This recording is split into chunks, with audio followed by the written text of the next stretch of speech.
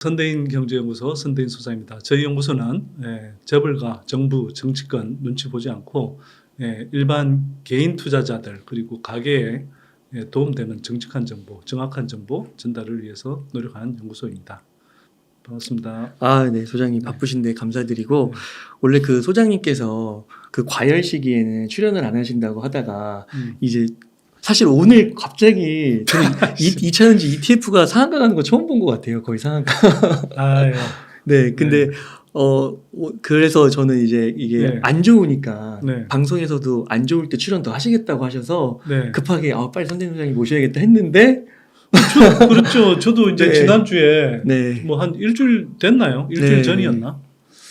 그래서 뭐 마침 연락이 오셔서 저는 또 조정 올 때 제가 늘 말씀드리지만 그 주식은 쌀 때 사야 된다고 그랬잖아요. 그리고 무저적 성장주는 어쨌거나 조금이라도 이렇게 조정받을 때 그때가 이게 큰 흐름에서 보자면 매수의 기회라고 이제 보는 사람이니까 오히려 이렇게 시장이 흥분할 때는 제가 뭐 안 그래도 막 가고 있는데 제가 또 막 부추기는 것 같아서 오히려 이제 좀 나오는 걸 꺼리는 편이고 오히려 조정기 때는 많은 분들이 또 겁먹고 또는 뭐 공매도 이런 데 털리고 뭐 이럴까봐 사실 그럴 때 오히려 좀 적극적으로 이렇게 유튜브 같은 데도 출연에 응하고 그러려고 하는 편이거든요.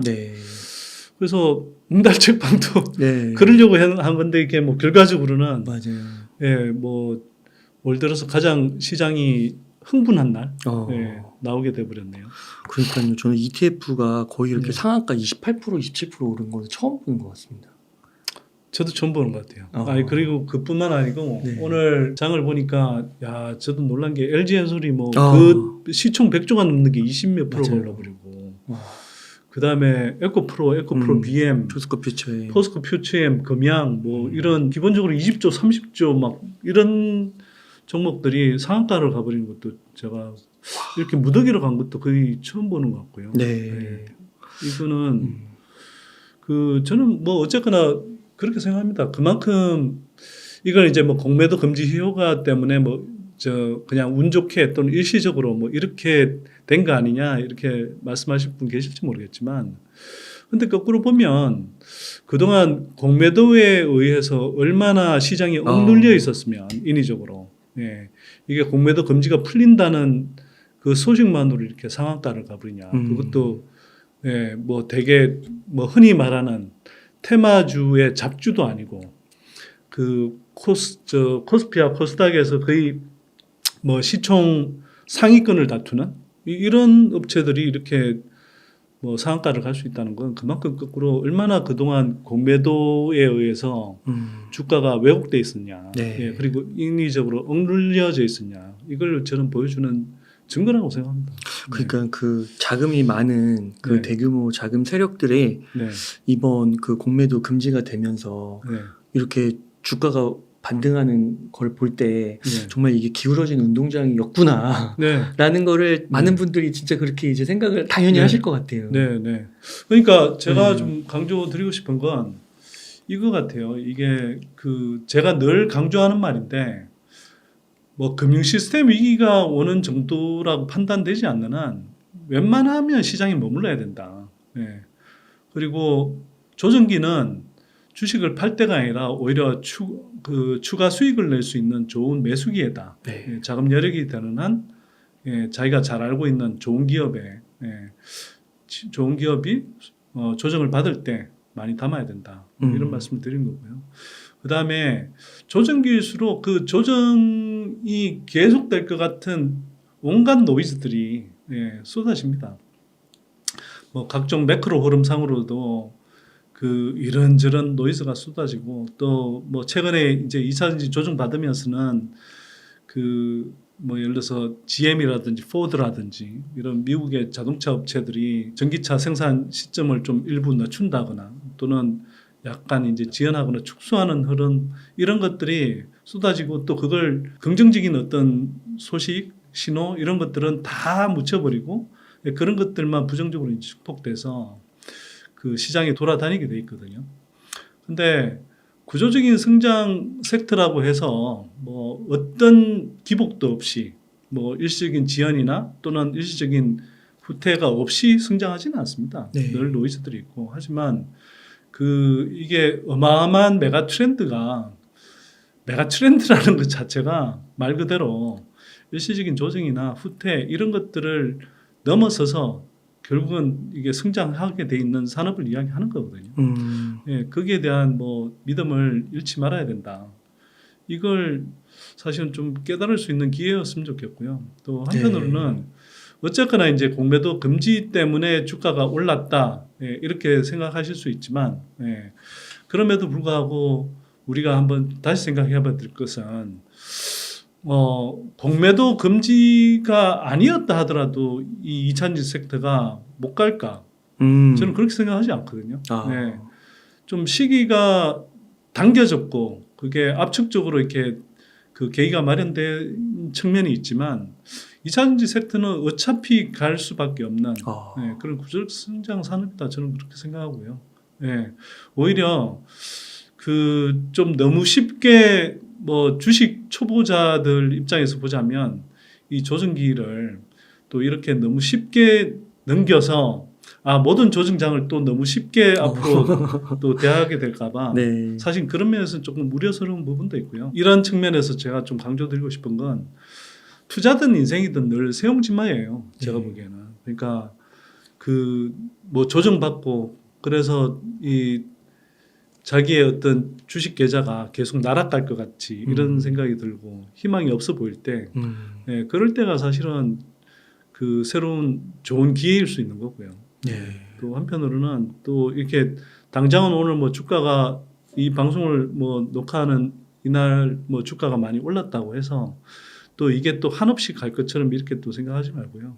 그냥 제가 늘 말씀드린 대로 긴 호흡으로 성장하는 산업에 좋은 기업들을 믿고 그 기업들이 언제든지 큰 흐름에서는 성장한다. 그리고 모든 난관을 뚫고 돌파한다. 그런 믿음 정도를 가지고 긴 호흡으로 가시는 게 좋겠다. 담담하게. 그 말씀 드리고 싶네요. 진짜 저는 이번에 참 많은 걸 느끼게 되는데 소장님도 네. 진짜 한편으로 대단하다고 생각하는 게요. 제가요? 네, 에코프로가 4자를 받잖아요. 네. 그런데도 소장님께서 네. 되게 굳건하시더라고요. 그래서 이게 물론 당연히 그럴 수도 있는 거라고 저는 사실 뭐 에코프로를 투자 안 해서 네. 좀 그런 면에서 좀 덜 느꼈을 수도 있습니다. 사실은. 물론 에코프로 BM은 투자하는데 에코프로를 또 직접 투자하지는 않기 때문에. 그러니까 그 기업에 대한 얼마만큼의 확신이 있으면은 저렇게 말씀을 하실 수 있을까? 얼마만큼 공부가 돼 있다면 그런 거를 새삼 되게 느끼게 되는 것 같습니다. 그런 게 다 노이즈니까요. 네. 그리고 제가 뭐 늘 많이 하는 이야기인데 제가 사실 투자 경력이 그렇게 길지는 않아요. 뭐 지금부터 한 10여 년 전부터 시작한 거니까 보통 주식 투자를 오랫동안 해오신 분들은 뭐 빠르신 분들은 뭐 20대 30대부터 시작하신 분들도 있잖아요. 저는 어찌 보면 40대 넘어서 시작한 거니까 40대 들어서 시작한 거니까 늦깎이죠. 그런데 물론 그동안 이제 제가 뭐 사회생활을 하고 또 뭐 이런저런 분야의 경제 분석도 해보고 또 그러다 보니까 데이터를 다룬다든지 뭐 이런 것들 그다음에 뭐 주식시장은 아니지만 부동산 시장을 들여다보면서 자산시장의 어떤 흐름 이런 것들을 자산시장이 어떤 흐름에 의해서 움직이는지를 뭐 한편으로는 제가 성공하기도 하고 한편으로는 뭐 이게 어떤 분석에 있어서 틀린 경험들을 이렇게 반복해 보면서 뭐 쌓아놓은 나름의 이제 실력들이 좀 있었던 것 같고요. 뭐 그런 게 좋은 미천이 되긴 했는데 그럼에도 불구하고 저한테 투자자로서 정말 저를 정말 단단하게 만들어주고 정말 투자자로서 저를 진짜 성숙하게 해준 단 하나의 계기가 있다 그러면 저는 3년 전에 우리가 맞았던 코로나 폭락 그때라고 생각하거든요. 그 이전과 그 이후에 저는 정말 시장을 대하는 태도 그리고 또 한편으로는 투자의 올바른 접근법 이런 것들에 대해서 정말 많이 깨닫게 됐고 그걸 전에는 사실은 이렇게 될 거야 좀 이론적으로 주로 깨달았다고 한다면 그 코로나 폭락의 그 이 조정의 심연에 빠져서 풀 베팅 상태에서 정말 멀쩡한 종목이 오늘은 사실 그 공매도 금지하니까 막 상한가가 그 시총 무거운 종목들도 상한가가 막 속출했잖아요. 네. 근데 그 당시에는 정말 뭐 개잡주도 아닌 흔히 말하는 개잡주도 아닌 종목들이 눈앞에서 그냥 막 하루 만에 거의 하한가 수준으로 몇 종목들이 그렇게 가버리는 걸 보면서 아 정말 힘들었거든요. 사실 그날은. 제가 요즘 그러니까 그 요즘 같으면 안 그렇겠지만 그때는 정말 저도 이제 그런 완전히 풀 베팅 상태에서 그 정도로 이렇게 단 하루 만에 폭락하는 건 처음 경험했기 때문에 정말 솔직히 말씀드리면 그날 제가 울었어요. 정말요? 소장님도 그럴 때가 있으셨어요? 이제야 말할 수 있다. 근데 제가 그 코로나 폭락을 경험하면서도 제가 그래도 잘했다고 생각하는 건 그 상황에서도 시장을 떠나지 않았다. 그리고 이건 진짜 정말 좋은 기회다 한편으로는. 네. 그래서 그때 코로나 폭락의 바닥에서 있는 돈 없는 돈 다 끌어모아서 매수를 했고 그 다음에 제가 그때는 심지어 무슨 뭐 책을 쓸 계획이 없었는데 책 쓰겠다고 하면서 출판사에서 선인세까지 받아서 뭐 넣고 저희 어머니한테 손 한 번 벌려본 적이 없는데 시골 어머님이 갖고 소유로 돼 있는 그 포도가 수원에 그 담보대출까지 빌려서 와 그러셨군요. 네. 아니 근데 너무 좋은 기회라고 생각했던 게요. 네. 아니 멀쩡하고 너무 좋은 기업들이 막 그냥 막 고점에서 60% 70% 빠져 있었던 상황이었기 때문에. 와. 그래서 그렇게 했고 실제로 그때의 바닥에서 뭐 진짜 수렁에서 뭐 기어 올라와서 그 해 끝날 무렵에는 뭐 코로나 폭락의 바닥거래에서 비해서 거의 10배 이상 수익이 났었고요. 그래요. 네. 그러면서 이제 깨달았죠. 이게 제가 아까 앞에서도 말씀드렸지만 조정이라는 것은 추가 수익의 기회구나. 네, 그래서 제가 이게 뭐 웅달책방에서는 제가 그 말씀 드렸는지 모르겠는데 그 다른 뭐 제가 운영하는 이제 선대인 TV나 또는 일부 유튜브 방송에 나가서 제가 그런 말씀 드린 적이 있는데 이 주식 투자의 엄청난 잠재력 이런 것들을 사실은 그때 많이 배운 거죠. 이게 빠진 주식 투자 그러니까 주식으로는 예를 들면 뭐 주식으로는 아무리 손실이 나도 뭐 마이너스 90% 이상 손실 나기 힘들고 상폐당하지 않는 한 뭐 보통은 뭐 최악의 경우라도 60, 70% 빠지는 경우가 대부분이고 근데 그게 그렇게 빠지지만 주식은 위로는 뭐 5배, 10배, 20배도 오를 수 있는 게 그다음에 심지어는 100배 오를 수 있는 게 주식이라는 것이고 또 떨어질 때 예를 들어서 10,000원이던 게 5,000원으로 떨어지면 이건 손실률은 50%이지만 5,000원에서 다시 팍팍 긁어 모아서 그때 사면 이게 다시 10,000원으로 회복할 때는 이거는 수익률이 100%라는 거죠. 그래서 손실과 수익의 비대칭 현상. 이런 것들을 그냥 그때 너무 이제 절절하게 느낀 거죠. 사실 이론적으로는 그때 그 이전에도 알고 있었던 것 같아요. 근데 그걸 제가 이제 그 코로나 폭락의 바닥에서 진짜 뭐 이를 악물고 버티면서 그렇게 기어 올라오니까 그 해 말에는 정말 굉장히 큰 수익이 생겼고 그래서 제가 뭐 이제 그때 생각했던 대로 지금도 이제 그런 표현을 쓰지만 이건 진짜 영어로 표현하면 bliss in disguise다. 그러니까 그러니까 위장된 축복이라는 거죠. 그리고 뭐 우리 이제 아까 앞에서 말씀드렸던 고사성으로 이야기하면 세옹지마. 그러니까 안 좋은 것처럼 보이는데 사실 그것이 또 좋은 것을 잉태하고 있는 것이고 뭐 역으로도 마찬가지죠. 그래서 그 일희일비하지 않는 마음 그러면서도 결국은 투자의 본질에 집중하는 것. 즉 좋은 기업 진짜 뭐 제가 생각할 때는 이게 정말 구조적으로 지속적으로 성장할 수 있는 좋은 기업을 가능하면 싸게 또는 적어도 합리적인 가격에서 그렇게 매수한다면 사실은 주식 투자라는 것은 손실 나기보다는 수익 나기가 훨씬 쉬운 거죠. 그래서 이걸 견디는 힘은 기본적으로 이렇습니다. 그러니까 좋은 기업에 대해서 충분히 공부해서 그 좋은 기업에 대해서 자신감을 갖는 것. 네. 그게 가장 기본이라고 생각하고요. 저는 이걸 불변, 만변이라고 하는데 이제 그러니까 변하지 않는 것으로서 세상 온갖 변화를 이겨낸다. 네. 이런 뜻인데 그러니까 세상에는 제가 노이즈가 되게 많다고 말씀드리잖아요. 그거는 매크로 시향을 관련한 온갖 뭐 노이즈들이 있고 또 2차 전지 산업 같으면 이걸 뭐 이렇게 구조적으로 성장하는 게 뻔한데도 온갖 노이즈들이 늘 생겨나고 또 한편으로는 뭐 주식 투자의 흐름과 관련해서 이런저런 변화들이 많아요. 그러나 그 변화들을 그러면 다 쫓아가면서 투자할 것이냐. 그렇게 해서 성공한 사람을 제가 뭐 잘 보질 못했거든요. 그리고 뭐 우리가 너무나 잘 아는 위대한 투자자라고 하는 뭐 예를 들어서 워렌 버핏 그리고 그의 동료 찰리 먼거 또는 피터 린치 이런 사람들 또 필립 피셔 다 마찬가지인데 그런 사람들의 공통점은 뭐냐면 그러니까 불변응만변이에요. 시장의 노이즈에 휘둘리지 마라.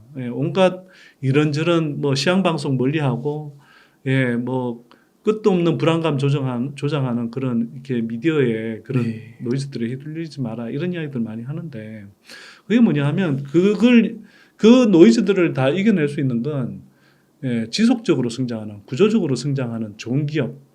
그 좋은 기업은 뭐 심지어는 금융 폭락이라든지 그러니까 예를 들어서 2008년 같은 금융 위기라든지 또는 코로나 폭락이라든지 또는 뭐 최근에 어떤 그 이런저런 뭐 2차 전지 산업과 관련된 그런 노이즈들을 다 이겨내고 성장한다는 거죠. 그래서 그 이번 조정기를 거치면서 많은 분들이 이런 교훈을 좀 얻었으면 좋겠어요. 제가 3년 전에 코로나 폭락에서 얻었던 교훈, 그걸 좀 미약하나마 사실은 그때 비하면 뭐 이런 조정기는 저는 대수롭지 않은 수준이라고 솔직히 생각하는데요. 그럼에도 불구하고 2차 전지에 그 비중을 실어서 특히나 또 뒤늦게 흥분해서 고점에서 이제 추격 매수했던 분들 입장에서 보면 마음고생이 심하셨을 텐데 그런 분들은 이번 하여튼 조정을 거치면서 그래도 그런 교훈을 좀 얻으셨으면 좋겠다. 그리고 또 한 가지 주의하셔야 될 건, 그 조정기에 살아남고 버티려면 결국은 그리고 그 조정기에도 이른바 백척간두 진일보라고 백척간두에서 다시 한 걸음 내딛는 심정으로 이렇게 매수할 수 있으려면 기본적으로는 그 기업에 대해서도 자기가 잘 알고 확신을 가지고 투자해야 되지만 또 한편으로는 그걸 버티게 해줄 정도로 자금 여력이 있어야 됩니다. 적어도 무리하게 빚내서 투자해서 반대 매매 당하고 그런다면 그거야 그 쫄려서 투자할 수 있겠어요? 조정기 때 아무리 버티고 싶어도. 그래서 절대 무리하게 빚내서 투자하시면 안 된다. 그 교훈을 이번에 빚을 많이 내셨던 분들은 반드시 얻으셔야 되고요. 이거는 그분들이 스스로 뭐 주가가 많이 급락할 때 스스로 이렇게 반대 매매 당해서 손실을 보실 수 있을 뿐만 아니라 시장에 불필요한 추가적인 변동성을 불러서 다른 건전한 투자자들까지 힘들게 한다. 그러면서 무리하게 빚내서 주식 투자하는 것은 가급적 피하시라. 이 말씀 꼭 드리고 싶고요. 그것만 지키신다면 조정기는 사실은 뭐 계속 말씀드리지만 추가 수익의 기회다. 이거 잊지 마셨으면 합니다. 아까 말씀하신 게 숨겨진 축복이다라고 하셨나요? 그러시군요. 그러니까 이게 노이즈, 조정기에 특히 또 노이즈가 많은데 그런 거에 휘둘리지 말고 구조적 성장주, 지금은 이제 말씀해주신 2차 전지 이런 것들을 발견해서 오히려 그 숨겨진 축복을 누리면서 가라. 제가 사실은 뭐 제가 좀 드리고 싶은 말씀은 그냥 뭐 데일리로 이렇게 막 시향 방송 뭐 하는 데들 있잖아요. 뭐 3프로 TV니 예를 들어서 뭐 이런저런 경제 채널에서 뭐 한경 TV, 뭐 매경 TV 등등해서 뭐 그런 시향 방송들 그다음에 특히 뭐 차트 위주로 이렇게 막 그 차트 쭉 보여주면서 막 뭐 샀다 팔았다 하라는 등 뭐 그다음에 매크로 흐름 계속 중계하면서 이래라 저래라 훈수 두는 그런 것들은 제가 보는 올바른 투자 접근법상에서는 다 놓여 있습니다. 네. 그러니까 그런 방송은 저는 안 보셨으면 좋겠어요. 대부분의 분들이. 네. 제가 볼 때는 적어도 올바른 투자자로서는 백해무익한 정보들이 대부분이고요. 그러니까 당장 한번 생각해보시면 불과 뭐 몇 주 전까지만 해도 막 예를 들어서 미국 연준이 조금 더 고금리 상태에서 더 오래 지속할 수 있다. 이런 전망 때문에 갑자기 막 조정을 받고 그랬잖아요. 그런데 또 불과 이제 얼마 전에 뭐 인플레 조짐도 이제 좀 줄어들고 그러면서도 고용 시장이 조금 위축되는 그런 신호들이 나오니까 또 금방 국채 금리가 확 떨어지면서 또 시장이 확 올라가고 아니 이런 흐름을 어떻게 예측하냐 하는 거죠. 그렇죠. 제가 이런 이야기를 드릴 때는 제가 매크로 흐름을 분석하지 못하는 사람이 아니잖아요.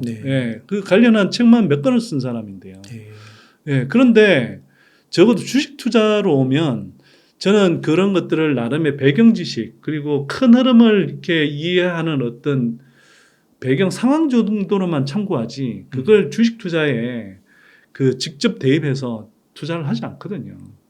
그래서 다시 한번 강조하지만 여러분들이 시향을 예측하고 그 시향이 주가 지수에 미치는 걸 예측하고 그 주가 지수 안에서도 자기가 투자하고 있는 개별 종목에 주가에 미치는 영향을 예측해서 그 3단 콤보로 정확하게 예측해서 투자하는 것은 불가능하다. 그래서 그게 아니고 그 좋은 기업의 가격 대비해서 가치 또는 매력을 따져서 이게 만 원일 때도 좋은 기업이라고 생각했는데 이게 8,000원, 7,000원까지 내려오면 더 사야 된다. 그게 바로 이제 아까 말씀드렸던 불변응만변이다. 그러니까 온갖 노이즈를 온갖 그 천변만화하는 것을 이 좋은 기업 그 좋은 기업의 어떤 특히 가격 대비해서 이 가치 또는 투자 매력도의 관점에서 정말 좋은 시기일 때 그때 더 담는 방법 그 방법으로 온갖 변화들을 이겨내는 거죠. 그러니까 이번에 그 막 채권금리 아까 말씀해주신 거, 그 블랙록 자산운용사 1위 그분도 물렸다고 그러더라고요. 그러니까 이게 얼마나 예측이 어려운지 정말로 예측이 어려운 것도 있고요. 제가 나온 김에 그냥 이 말씀은 좀 드리고 갈게요. 지금 시장에 두 가지 착각이 있는데요. 그 같은 현상에 대해서 두 가지 착각이 있는데 한편으로는 여의도 증권가에 계신 분들이 그 모두가 다 그런지는 않겠지만 대체로 여의도 증권가에 계신 분들이 자신들이 되게 주식 투자의 전문가인 줄 알아요. 제가 보기엔 안 그렇거든요. 그 예를 들어서 매크로 흐름을 분석하고 증권사의 애널리스트라고 하는 사람들부터 해서 또 뭐 이래저래 영업하는 사람들도 마찬가지고 뭐 이런저런 방송에 나와서 이야기들을 하는데 그 사람들이 저는 꼭 자기가 뭐 엉터리이면서 사람들 꼭 현혹시키기 위해서 그런 이야기들을 떠들고 다닌다고 꼭 생각하진 않아요. 물론 뭐 일부 그런 마음도 있겠죠. 특히 영업하시는 분들이라든지 그 뭐 증권사에 이제 몸담고 있는 분들이면 아무래도 그 증권사의 유리한 방향으로 이해관계가 종속돼 있고 그러다 보니 거기에 맞춰서 일반 개인 투자자들보다는 자기네 증권사 입장에서 유리한 정보를 흘리고 또 그런 사람들이 주로 모멘텀 플레이에 익숙하다 보니 이때 이거 좋다, 저땐 저거 좋다라고 하면서 이야기를 하겠죠. 근데 한편으로는 그 이해관계도 있지만 한편으로는 그 사람들이 스스로 내가 그래도 뭐 금융시장 안에 있고 이 정도 오래 업력이 있는 사람이 있고 내가 뭐 증권 관련한 이런 저런 자격증이 있는 사람이기 때문에 그 일반인들보다 훨씬 내가 투자를 잘 알고 잘 하는 사람이다. 이렇게 생각하는 분들이 많은데 제가 그동안 쭉 여의도 증권가들을 관찰해오고 그분들을 이래저래 저도 뭐 많이 만나본 경험으로는 대부분 착각들을 굉장히 단단히 하고 계신다. 그분들 대부분은 스스로 자기가 투자해서 시장에 머물면서 저처럼 뭐 이게 진짜 풀베팅 상태에서 코로나 폭락 같은 걸 맞아서 진짜 울어보기도 하고 또 뭐 이런 오늘 같은 장에서도 한편으로는 제가 세옹지마라는 뭐 고사성어를 되새기면서 뭐 이 시장이 흥분할 때 등달아 같이 흥분하지 않도록 이렇게 또 자제력을 발휘하려고 노력하는 거, 이런 경험들을 그분들이 해보셨냐는 거죠. 예. 그러면서 그런 온갖 시장의 기복을 뚫고 자기가 정말 그 자기가 가진 거의 전 재산을 풀베팅 해가면서 예, 그리고 복리의 마법을 경험해가면서 자산을 축적해 보셨냐는 거죠. 제가 보기에는 그런 분들을 거의 한 번도 만나본 적이 없거든요. 그 자산시장을 떠나오셔서 예, 그 떠나오신 분 중에 제대로 이제 뭐 어쨌거나 투자하셔서 뭐 굉장히 큰 성과를 내신 박영욱 주식농부 박영욱 그 대표님 같은 그런 분이 있긴 있어요. 예.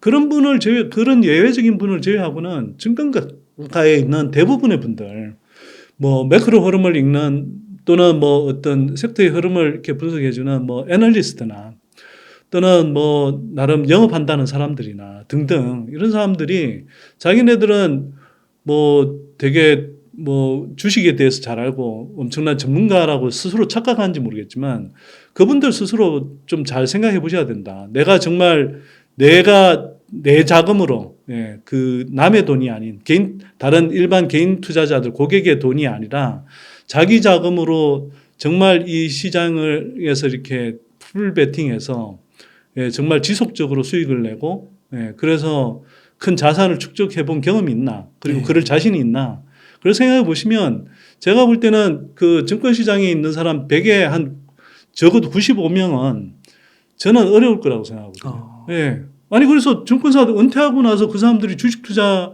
하는지를 보면 주식 투자를 잘 안 할 뿐만 아니라 은퇴하고 나서도 예, 자기 자산을 잘 불려가지를 못한단 말이에요. 그런 사람들이 무슨 주식 투자의 실전적인 전문가냐. 저는 그렇게 생각하지 않고요.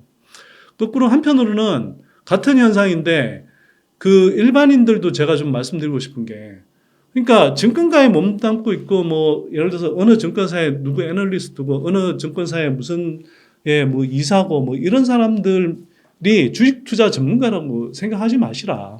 더구나 그 사람들은 당신들 편이 아니다. 예, 대부분의 경우 당신들을 이용해서 수익을 내려고 하는 예, 면허낸 야바이꾼들일 가능성이 높다. 예, 그 사람들이 의도하든 또는 의도하지 않았든. 그리고 한편으로는 적어도 그 사람들이 선의로 개인 투자자들한테 이야기한다 하더라도 그것은 대부분 올바른 접근법이 아니고 예, 그 모멘텀 플레이라는 굉장히 안 좋은 방식의 관점에서 예, 투자를 이야기하거나 또는 매크로 흐름에 예, 지나치게 경도된 그런 투자 방식을 이야기하는데 그것은 개인 투자자들한테 맞지 않다. 예. 예.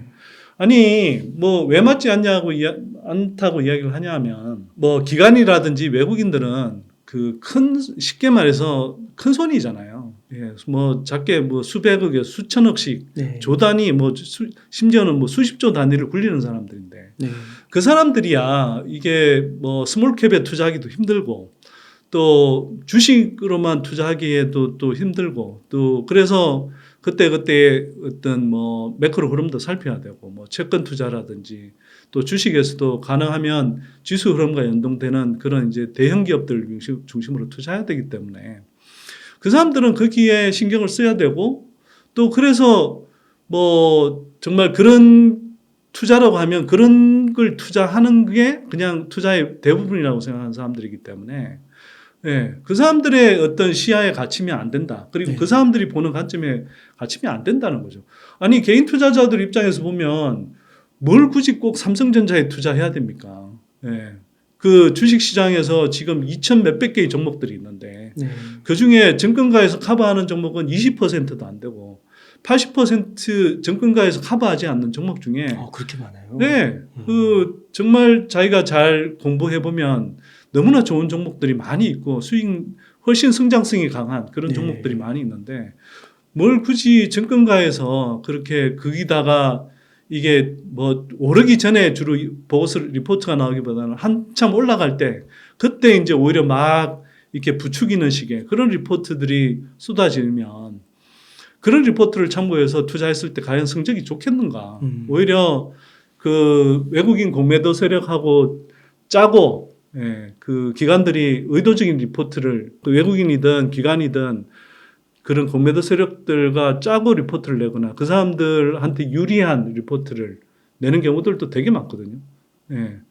또는 그런 관점에서 봤을 때 그런 리포트를 참고했을 때 개인들이 수익 낸다라는 것이 굉장히 힘들죠. 예. 그리고 또 한편으로는 그 깊이 공부하지 않고 자꾸 이제 그런 정권가 이야기를 자꾸 듣다 보면 이때는 이거 좋고 저때는 저거 좋고 근데 예, 이게 포트를 압축적으로 자기가 이해하는 기업들 중심으로 해서 압축적으로 담는 것이 아니라 그 수십 개 종목을 그때 담다 보니 예, 그때 제때 팔면 모르겠지만 뭐 정권가의 모멘텀 플레이어 당하면 다 그냥 대부분 비싼 가격에서 물려서 예, 그래서 이른바 종목 백화점이 되는데 종목 백화점이 돼서 수익이 좋냐? 안 좋을 수가 없죠. 네. 예, 기본적으로 수익이 나기 힘든 구조이기도 하고 한편으로는 보통 수십 종목씩 담으면 분산 투자가 돼서 손실이 나기도 어렵다고 생각하는데 보통은 이게 정권가의 그런 사람들이 막 분위기 띄울 때 바람 잡을 때 그때 솔깃해 보이는 그런 종목들을 그 회사의 가치나 밸류에이션도 잘 따져보지 않고 그렇게 추격 매수했을 경우에는 그런 종목들을 그런 방식으로 골라 담았을 때는 20개, 30개 종목이 돼도 평균적인 손실률이 마이너스 30%, 40%가 허다하거든요. 네. 이건 제가 그냥 드린 말씀이 아니라 예, 그렇게 물리고 고생하다가 저희 연구소를 찾아온 많은 분들을 이렇게 접해보니 그런 이야기를 하는 분들이 너무 많아서 제가 왜 이럴까 이렇게 봤더니 다 그런 식의 패턴이더라고요. 네. 예, 그래서 그런 경우들을 피하셔야 된다. 그래서 다시 한번 요약하면 정권가의 그 전문가라고 생각하는 사람 적어도 나 이게 주식 투자의 전문가야 이렇게 생각하는 사람들도 내가 진짜 전문가인가 정말 지속적으로 수익 낼 수 있는 어떤 방법론을 터득하고 자신감 있게 이야기하실 수 있는 분인가 스스로 좀 돌아보셔야 된다고 생각하고요. 그건 저도 뭐 정권가에 몸담지는 않지만 늘 그렇게 반성적으로 성찰해야 되는 부분이라고 생각하고 또 한편으로는 개인 투자자들 입장에서 정권가의 전문가라고 하는 사람들 그리고 그런 사람들이 나오는 시한방송의 메시지 이런 것들을 고지고대로 들으시면 안 된다. 오히려 그분들을 멀리 하시는 게 사실 올바른 투자 접근법을 익힐 수 있는 지름길이다. 저는 이렇게 보는 거고요. 그래서 개인의 투자 방법은 기관이나 외국인들의 투자 방법과 달라야 된다. 자기가 잘 아는 좋은 종목을 몇 종목이라도 소수의 종목이라 하더라도 열심히 공부하셔서 그걸 포트에 비중 있게 담아서 중장기적인 호흡으로 투자하시는 것이 장기적으로 복리의 마법을 누리시면서 부를 축적할 수 있는 좋은 방법이다 이렇게 생각합니다. 중장기적으로 멀리 보고 가는데 그 중간중간 뭐 변동성은 있을 수 있지만 그것들은 이제 공부로부터 빚어지는 확신으로 지키면서 오히려 더 매수한다는 관점으로 노이즈에 휘둘리지 말고 가라. 변동성이 없는 주식시장이 어디 있습니까? 네. 그리고 주식시장은 변동성이 본질이고 근데 수익을 내는 것도 변동성이 있기 때문에 가능한 거거든요. 네. 아니 싸게 살 수 있는 구간이 없으면 어떻게 비싸게 팝니까? 그렇죠. 주식 투자라는 것이 기본적으로는 싸게 사서 비싸게 팔아야 수익을 내는 것인데 아니 그러면 싸게 살 수 있는 구간이 없으면 어떻게 비싸게 파나요? 네. 근데 대부분의 사람들이 거꾸로 하기 때문에 사실은 주식 투자에서 실패하는 거거든요. 그러니까 뭐 7월 중하순처럼 그러니까 시장이 막 흥분할 때 그때 그전에는 쳐다보지 않다가 그때 막 시장이 흥분해 있을 때 와와 할 때 그때 뒤늦게 막 추격 매수하고 그리고 그때 막 급한 마음에 분할 매수도 하지 않고 그냥 한꺼번에 몰빵 투자를 하고 그리고 나서 그 기업에 대해서 공부가 잘 안 돼 있으니까 이 조정폭이 깊어지면서 버티다 못해서 손절하고 오히려 조정의 바닥 구간에서 손절해버리고 그러면 그런 사람은 얼마나 장기적으로 좋은 종목이라 하더라도 예를 들어서 에코프로비엔 같은 경우도 그 불과 한 4, 5년 사이에 이미 주가가 30배 이상 올랐거든요. 최저 구간에 비하면 오늘 기준으로 하면 그런데 그 30배 가까이 올랐는데 그 30배 오르는 동안에도 어떤 사람은 그래도 뭐 10배 이상의 그런 수익 구간을 누리지만 또 어떤 사람은 30-40% 그냥 수익 난 게 났을 때 수익이 도망가 버릴까 봐 냅다 팔아버리고 또 한편으로 어떤 사람은 제가 말씀드린 것처럼 오히려 고점에 샀다가 잘 알지도 못하면서 고점에 덥석 샀다가 예, 버티다 못해서 예, 뭐 바닥에 한가운데서 또 팔아버리고 그런 사람들은 늘 그런 식으로 접근한다 그러면 아무리 좋은 기업에 투자했다 하더라도 백전백패인 거예요. 예, 그래서 그 좋은 종목을 찾는 것도 중요하고 또 물론 좋은 기업을 발굴하는 것 자체가 그 투자자로서 뭐 이 좋은 투자자가 되는 예, 중요한 필수적인 부분이지만 기본적으로는 좋은 접근법을 익히는 거, 네. 예, 올바른 접근법을 익히는 게 지속적으로 주식 투자 수익을 올리는 굉장히 좋은 예, 가장 중요한 부분이다. 다시 한번 강조하고 싶네요. 소장님께서 정말 멋진 말씀들 불변은 만변이다. 또 백척간 불변응만변. 불변 그러니까 네. 네, 그게 뭐냐면 네. 그러니까 정확하게는 이렇더라고요. 이 불변응만변인데 불변으로서 예, 대응하는 거죠. 예. 네. 우리가 주식은 예측하는 게 아니라 대응하는 거라고 하잖아요. 네. 예.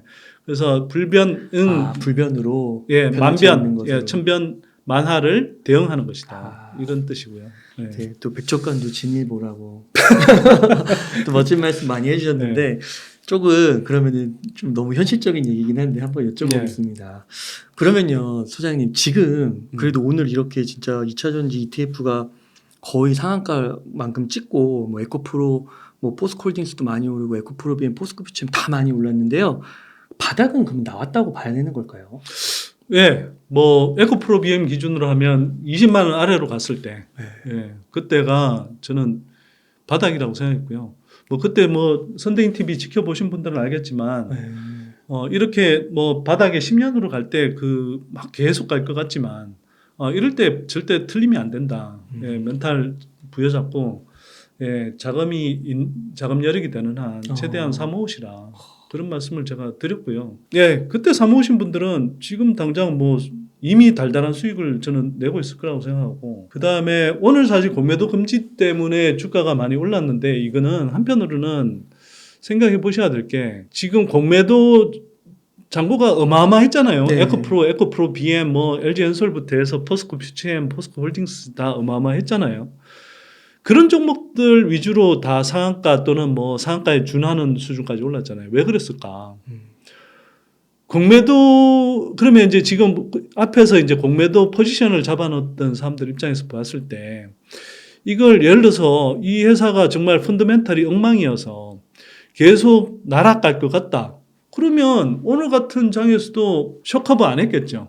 근데 제가 볼 때는 상당수의 어떤 공매도 포지션 잡아놨던 세력들이 저는 쇼커버 들어왔다고 보거든요. 네. 왜 들어왔을까?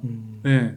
지속적으로 이게 정말 이 회사들이 실체도 없고 거품 덩어리인데, 네. 그 성장성도 없는데, 그냥 진짜 자기네들이 생각해도 정말 형편없는 종목들이어서 그냥 찍어 눌렀는 게 자기네들이 맞았다고 생각하면 그 포지션 안 바꾸겠죠. 그쵸. 근데 아직 뭐 이제 오늘 막 장이 끝난 상태에서 지금 방송하기 때문에 제가 뭐 확인할 수는 없지만 굉장히 많은 저 공매도 세력들이 포지션을 바꿔서 이제 쇼커버 들어왔을 거거든요. 네. 네. 그건 무슨 뜻일까? 스스로도 생각하기에 이게 뭐 단기적으로는 몰라도 공매도 금지 기간 그 내년 상반기까지를 이겨내면서까지 예, 계속 이 숏 포지션을 뒀을 때 자기네들이 이거 손실이 예, 더 커지지 않을까. 네. 그래서 지금이라도 그냥 쇼커버 들어가자. 네. 이런 생각을 많이 했겠죠. 네. 예. 그래서 저는 상한가 같다고 생각합니다. 네. 이게 그 단순히 예를 들면 공매도 금지에 한호한 개인 투자자들의 힘만으로 그냥 상한가를 갔다. 오늘 뭐 외국인 순매수 엄청나더라고요. 네, 그게 그러지 않았을 거고요. 네. 그리고 한편으로는 그렇죠. 뭐 이렇게 이제 이런 예상이 되면 네. 그러면 같은 기관이나 외국인들 입장에서도 숏 포지션 있는 주체들이 당장 쫄릴 거 뻔히 아는데 그럼 이거는 그냥 뭐 개꿀이네 하고 엄청 밀어붙였을 거예요. 그래서 뭐 어마어마한 순매수가 나온 것일 거고. 네. 예, 그게 다 보이는데 뭐. 예. 그러니까 근데 이걸 한번 생각해 보셔야 되는 게 그러면 이게 정말 정상적으로 그냥 우리가 공매도라는 것이 가격 발견 기능이 있다라는 것이고 그래서 이게 정상적으로 정말 거품이 있고, 예, 정말 뭐 주가가 진짜 쉽게 말해서 택도 없는 종목들이 주가가 괜히 부풀려져 있었던 거라면 공매도 금지한다고 해서 이렇게까지 주가가 다시 바로 뭐 순식간에 반등하겠는가? 네. 이걸 생각해 보셔야 되는 거죠. 그러네요. 그만큼 예, 어떤 세력들에 의해서 인위적으로 예, 의도적으로 눌려 있었다. 그리고 그게 영수철처럼 오늘 튀어오른 거다. 뭐 이런 이야기가 저는 된다고 생각하고 하는 거고요. 그리고 한편으로 오늘 또 생각해 봐야 될 게 우리가 공매도의 대차 상환 기간이 사실 무제한이잖아요. 네. 그러니까 이게 제한 기간을 두는 게 얼마나 중요한지를 또 생각해 볼 필요가 있는 거죠. 네. 당장 지금 공매도 숏포지션, 그러니까 숏포지션 있는 그런 그 공매도 세력들 입장에서 보면 이게 오늘부터 시작해서 그 내년 상반기까지 대략 한 8개월 정도 되는데 이 8개월 기간 동안 자기네들이 예, 포지션을 청산하지 못한다라고 이렇게 생각을 해버리니까 예, 이게 쫄아서 이 사람들도 숏커버를 할 수밖에 없는 상황이 되는 거거든요. 그러면 그러면 이게 당장 3개월이 그러니까 무제한이 아니라 8개월 정도까지만 이게 이 사이에서도 자기네들이 어떤 운신의 폭이 줄어든다고 생각하니까 당장 겁먹고 이렇게 뭐 멋대로 이제 공매도를 칠 수 없는 상황이 돼버리는 거잖아요. 네. 예. 물론 오늘 뭐 공매도 자체가 이제 기본적으로는 뭐 될 수 없는 상황이긴 했습니다만. 근데 그러면 이게 뭐 진짜 8개월이 아니라 예를 들어서 개인 투자자들처럼 뭐 예를 들어서 3개월로 제한한다. 그러면 이게 이제 공매도를 치더라도 그 사람들이 적어도 이 사람들도 기본적으로는 한 번 실패하면 2차, 3차 계속 공격할 수 있다. 이런 식으로 이제 진짜 생각하는 게 아니라 그렇죠. 리스크에 대한 예, 어떤 의식을 가지고 예, 경각심을 가지고 공매도를 치겠죠. 그러면 그렇죠. 같은 공매도를 친다 하더라도 훨씬 더 좀 더 신중하게 판단하고 정말 이 회사 또는 이 기업이 정말 부풀려져 있는 건가, 거품이 끼어 있는 건가 이런 판단을 정말 더 하겠죠. 그리고 밸류에이션을 좀 더 면밀히 따져보겠죠. 네. 또는 성장성을 예, 조금 더 신중하게 면밀하게 따져보겠죠. 근데 그게 아니라 지금 한국에 있는 그 국내 증권사들이든 외국인들이든 지금 기본적으로 공매도를 치는 어떤 나쁜 버릇이 뭐냐면 기본적으로는 그냥 웬만큼 올랐다 그러면 무조건 얘는 올랐으니까 이제 그리고 기본적으로 자기네들이 모멘텀 플레이를 한다고 생각하기 때문에 예. 그래서 그리고 또 한편으로는 뭐 국내든 국외든 리포트를 내면서 자기네들이 시장을 웬만큼 주무를 수 있다고 생각하기 때문에 예.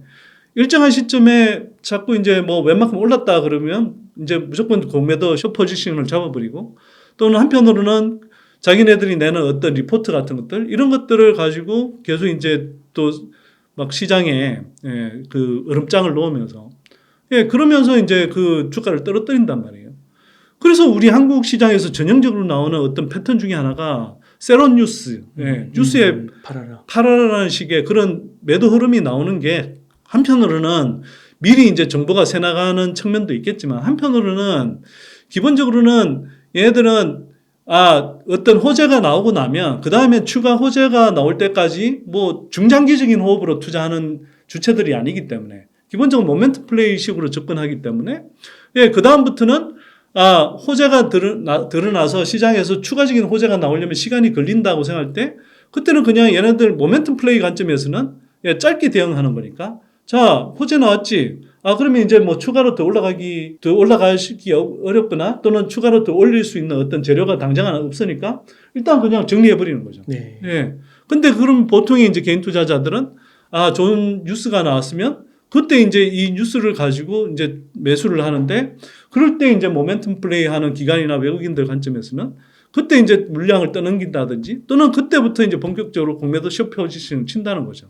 그러면 이게 그 시장에 참여하는 사람들, 투자 주체들 입장에서 보자면 이런 식으로 이제 공매도를 치는 그리고 그게 이제 우리 기관이라든 증시에 만연해 있는 어떤 모멘트 플레이의 그 관점에 연동되다 보면 개인 투자자들도 이제 거기에 자꾸 학습이 돼서 그런 식으로 따라가려고 하는 거예요. 네.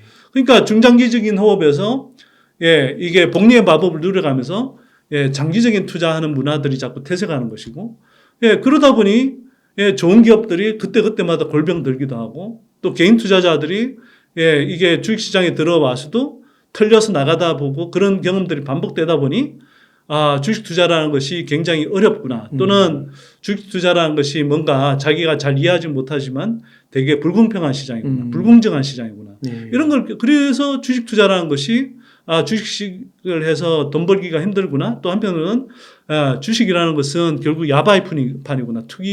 투기판이구나. 네. 이런 식의 부정적인 의식들을 가지고 자꾸 떠나버린단 말이에요. 그 결과 어떻게 되냐. 예, 국내 한국 시장은 계속 코리아 디스카운트가 작용하고, 예, 이렇게 산업이 계속 그래도 큰 흐름에서 성장하고 있어도 늘 한국 시장은 저평가되어 있고, 예, 주식 시장의 참여자들은 계속 제한되고, 이렇게 하면 이게 이 자본시장이 이렇게 발달하고 성장하면서 또 이게 이제 이 산업에 자금을 대줘서 한국 산업이 같이 성장하면서 이렇게 서로 이제 이 금융과 실물, 그러니까 생산경제, 실물 산업이 함께 성장해 가는 이런 중요한 축이 망가져 버린단 말이에요. 네. 예. 근데 그걸 지금 누가 이런 판을 망가뜨리고 있냐. 예, 기존에 그 정권가에 있거나 또는 외국인들 중에서도 상당히 많은 그런 공매도 세력들 이런 사람들이 망가뜨리고 있는 거다. 예, 그래서 이걸 지금 우리가 예, 이런 그 관행들을 무너뜨려야 되고 또 한편으로는 지금 공매도 금지에서 끝나는 게 아니라 공매도 개혁을 해야 되는 네. 것이고 또 한편으로는 이 2차 전지 섹터 같은 이렇게 어쩌면 예, 한국에서 드물게 예, 긴 호흡으로 구조적으로 성장하는 산업에 지속적으로 투자해서 아, 올바른 투자 접근법이 이런 거구나라는 걸 익히는 것이 그래서 되게 중요하다. 그리고 제가 뭐 이 방송에 나와서 이야기 이렇게 떠드는 이유도 바로 그런 것들이 되게 중요하다고 저는 생각하기 때문에 나와서 이야기하는 거예요. 네. 아, 그런 것 같습니다. 진짜 선대인 소장님하고 몇 분 이렇게 하고 정말 뭔가 주식 투자라는 게 무엇인가 정말 그 문화를 근본적인 부분에서부터 보시고 개선하려고 하시고 고치려고 하시는 것 같습니다. 진짜로. 네, 아, 많은 걸 정말 느끼게 되고 그러면 소장님 예. 그 2차 전지가 바닥을 찍고 오늘 이렇게 또 좋은 반등을 했는데요. 앞으로의 성장성도 변함이 없는 걸까요? 저는 그렇게 생각합니다. 네. 네. 그러니까 이게 보통 조정기에는 뭐 같은 이렇게 뉴스가 쏟아져도 기본적으로 안 좋은 소식들은 엄청 부각이 되고 또는 심지어 과장되고 네. 예, 그리고 또 그런 분위기를 이용해서 굉장히 이제 뭐 왜곡된 정보들이 난무하고 예, 그리고 그 왜곡된 정보를 생산하는 사람들이 많이 있죠. 근데 반면에 이제 그런 과정에서는 예, 좋은 신호들, 좋은 정보들 이런 것들은 묻혀지거나 무시당하죠. 그래서 대표적으로 얼마 전에 LG엔솔의 그런 뭐 실적 발표 컨퍼런스 콜을 들어보면 네. 거기에는 부정적인 이야기들도 분명히 있었죠. 예, 예를 들면 뭐 LG엔솔이 그 이야기를 했었는데 내년 전망에 대해서 뭐 올해보다 내년에 그 실적 성장률이 좀 둔화될 것 같다. 뭐 이런 이야기들을 했어요.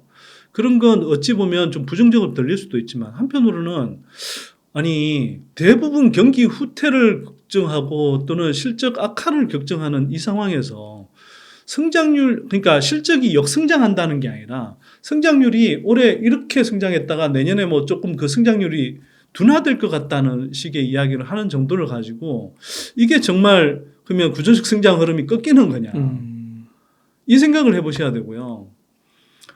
그리고 또 한편으로는 그 이야기가 나왔음에도 불구하고 또 되게 중요한 메시지들은 뭐냐면 그동안 계속 이야기했던 중국의 LFP 배터리가 한국 뭐 배터리 산업을 뭐 이렇게 한국 배터리 산업에 굉장히 큰 위협이 된다.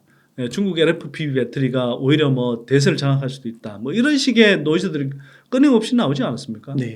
근데 제가 뭐 계속 이야기했던 것은 뭐냐면 중국 LFP 배터리는 기본적으로 전기차향으로 적합하지 않으나 그럼에도 불구하고 단기적으로 왜 이렇게 확대되는 것 같은 흐름이 보이냐 하면 기존에 상대적으로 이제 좀 뭐 그 고가 차량을 구매할 수 있었던 고소득 구매층 중심으로 해서 전기차 시장이 초기에 형성되고 정부 보조금이 이제 뭐 투입되면서 이제 성장하긴 했으나 이제 이 구간을 좀 벗어나서 이른바 볼륨 시장, 중저가 시장부터 해서 뭐 엔트리 레벨까지 그렇게 이제 이 시장이 확대돼야 되는, 본격적으로 확대돼야 되는 국면에서는 이게 이제 전기차 가격이 낮아지면서 한편으로 어느 정도 좀 낮아지고 또 한편으로는 다양한 가격대에 그런 전기차들이 그리고 굉장히 좋은 디자인의 좋은 어떤 그 지금 내연기관차처럼 다양한 구색을 갖춘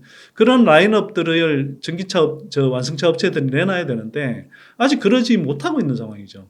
근데 당장은 한편으로는 이 저변을 확대해야 되는 상황에서 그 배터리 가격이 아직은 이제 뭐 그만큼 싸게 팔 수 있는, 예를 들어서 지금 당장 뭐 2만 불대, 달러로 따지면 2만 불대, 3만 불대 그런 전기차들을 내놓기에는 이 한국의 이제 배터리들은 상대적으로 고가이고 네. 그 완성차 업체들 입장에서는 뭐 당장은 이제 전기차 생산 규모의 경제가 안 되기 때문에 지금은 생산할수록 오히려 이렇게 역마진이 생기는 그런 경우들도 많기 때문에 예, 그 한국의 이제 고가 배터리를 다 채택할 수는 없는 거거든요. 네. 그래서 일시적으로 LFP 배터리 같은 저가 배터리를 사용하는 겁니다. 근데 그것도 뭐 기본적으로는 뭐 중국에 진출해 있는 뭐 유럽 업체들 중심으로 또는 테슬라가 이제 뭐 테슬라의 이제 모델 3처럼 이 테슬라가 이제 기본적으로는 테슬라는 사실 전기차 판매뿐만 아니라 그게 자동차돼 있는 소프트웨어를 팔아서도 사실은 구독 수익도 올리는 기업이잖아요. 네. 그리고 그걸 목표로 하는 기업이고 그러니까 사실은 저가로 팔더라도 이걸 최대한 저가 시장까지 최대한 다른 완성차 업체들이 그 덤벼들기 전에 네. 최대한 이제 이 많이 깔아서 네. 네.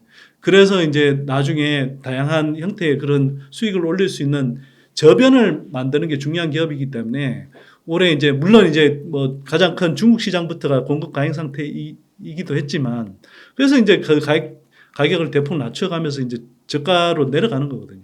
그럼 저가로 내려갈 때 저가 시장을 웬만큼 선점해 놓기 위해서 당장은 LFP 배터리 같은 것들 이렇게 이제 채택을 했던 거죠. 네. 예. 근데 이 흐름이 지속적으로 갈까?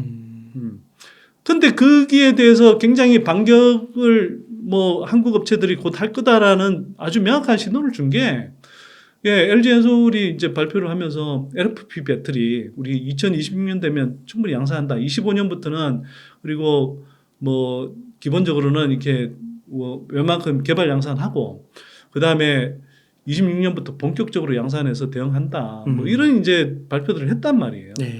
그뿐만 아니라 그 하이니켈뿐만 아니라 그 미드니켈 예, 또는 하이망간 뭐 이런 계열의 예, 그런 배터리들을 지속적으로 생산해서 예, 그 굉장히 폭넓은 어떤 전기차 라인업에 대응할 수 있도록 하겠다라고 발표했고 또 한편으로는 그와 관련해서 그냥 우리가 하겠다는 게 아니라 이와 관련해서 많은 완성차 기업들 다수의 완성차 기업들이 관심을 갖고 예, 어떤 그 계약 협의를 하고 있다 이런 이야기들을 했단 말이에요. 네. 아니 그런 것들은 사실은 그 이걸 메가 트렌드라는 관점에서 그리고 긴 호흡으로 보는 저 투자자 입장에서는 굉장히 중요한 정보이고 사실 굉장히 굿뉴스거든요. 네. 그런 것들은 다 무시당하는 거죠. 네. 그 특히 국내에서 무시당하는 그런 좋은 소식들이 무시당하는 이유는 이런 거예요. 모멘텀 플레이에 익숙해 있고 당장에 이제 뭐 어떤 한 달 후 또는 당장의 다음 분기 뭐 네. 이런 식으로만 주로 보는데 익숙해져 있고 그때 동안 뭐 주가가 오를까 내릴까 이런 관점에서 주로 투자하는 그 투자 주체들이 대부분이고 그 사람들이 주로 큰 손들이다 보니 사실 단기적으로 내년에 조금 뭐 성장률이 약간 둔화할 것 같다 이런 것들은 엄청나게 반응하면서 그리고 또 그런 것들을 부각시키면서 사실은 중장기적으로 정말 예, 중국 LFP 배터리가 태조할 수 있고 한국 배터리가 그 중저가 시장에 폭넓게 대응할 수 있는 그런 굿뉴스에 관해서는 초점을 안 맞추는 거죠. 예. 그러니까 근데 저처럼 뭐 중장기적인 호흡으로 투자하는 사람들 이런 사람들 입장에서 보면 그런 게 얼마나 좋은 뉴스이고 주목해야 될 소식인데. 또 싸게 살 기회가 됐어. 네. 그리고 또 마찬가지로 이야기 나온 것들은 ESS용으로도 배터리 그 수요가 계속 늘어나고 있는 으로. 예, 그게 뭐 예를 들어서 LG엔솔이 미국 애리조나에 예, 그 생산 캐파 구축하는 거, 뭐 이런 것들. 그 다음에 한편으로는 뭐 삼성 SDI가 지금 그 울산에 그 공장을 생산 캐파를 새로 구축하겠다 이런 소식도 있었거든요. 네. 그거 주목한 투자자들이 별로 없을 텐데, 예, 그런 이야기들. 그리고 거기서 ESS용 배터리 만들겠다. 뭐 이런 이야기 한 거.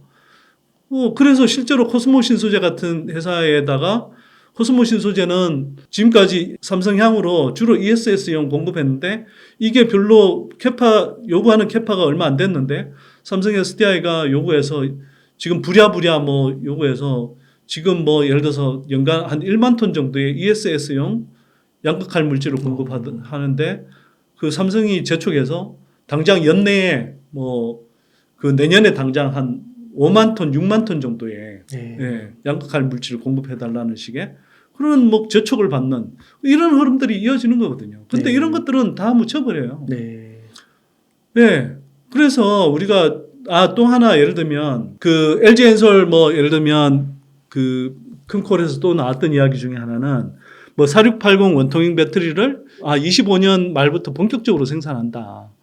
그러면 4680 원통형 배터리를 본격적으로 생산한다 그러면 사실은 4680 원통형 배터리는 향후 한 10년 동안에 시장 사이즈가 지금보다 몇십 배 이상 성장하는 그런 배터리 영역이 되는 거거든요. 그럼 수십 배 성장하는 그 원통형 배터리 시장의 본격적인 성장을 예고하는 그 뉴스란 말이에요. 그럼 거기에 예를 들어서 수혜 입는 기업들이 또 나오지 않겠어요? 그렇죠. 예. 그러면 예를 들면 그 뭐 전에 이제 제가 말씀드렸기 때문에 찾아보면 나오겠지만 예를 들어서 그 원통형 배터리에 들어간 니켈 도금 강판을 생산하는 업체가 있단 말이에요. 그러면 그 업체 같은 경우는 25년 말에 예를 들어서 뭐 LG엔솔이 그렇게 원통형 배터리를 본격적으로 46파이 원통형 배터리를 본격적으로 생산한다 그러면 그 1년에서 1년 반 정도 앞서서 그 생산 캐파를 원통형 배터리에 쓰이는 니켈 도금 강판을 생산하는 생산 캐파를 구축해야 되고 그러면 그리고 그게 향후에 뭐 장기적인 관점에서는 그 시장이 수십 배 성장함에 따라서 그 수요도 굉장히 큰 폭으로 늘 가능성이 높거든요. 그럼 이런 것들을 생각해 보면 얼마나 큰 수혜가 쏟아지겠어요. 근데 그런 것들이 다 묻혀버린다니까요. 조정기 때는. 근데 거꾸로 아까도 말씀드렸지만 중장기적으로 뭐 최소 2, 3년에서 5년, 10년, 20년 이상 이렇게 2차 전지 섹터에 투자하겠다고 생각하신 분들은 이런 신호들을 놓치시면 안 되는 거죠. 그러면요, 소장님. 지금 2차 전지 주식들은 5년, 10년, 뭐 2030년까지 진짜 들고 가도 되는 걸까요? 이번 조정기에 진입하신 분들은 진짜 잘 진입하신 거죠, 당연히. 예를 들어서 아까 뭐 제가 말씀드렸지만 에코프로 BM 20만 원일 때 이번에 조정 와서 20만 원일 때 담은 사람은 당장 이미 거의 뭐 수익률이 오늘 종가 기준으로 거의 뭐 50% 가까이 났을걸요. 그러니까 그 조정기 때 담는 것이 그렇게 중요하다는 겁니다. 조정기 때는 쫄려서 주식을 팔 시기가 아니라 오히려 용기를 내서 담아야 될 구간이라는 걸 생각하셔야 되는 거고요. 그 다음에 뭐 5년, 10년 당연히 그렇게 갈 수밖에 없는 거죠.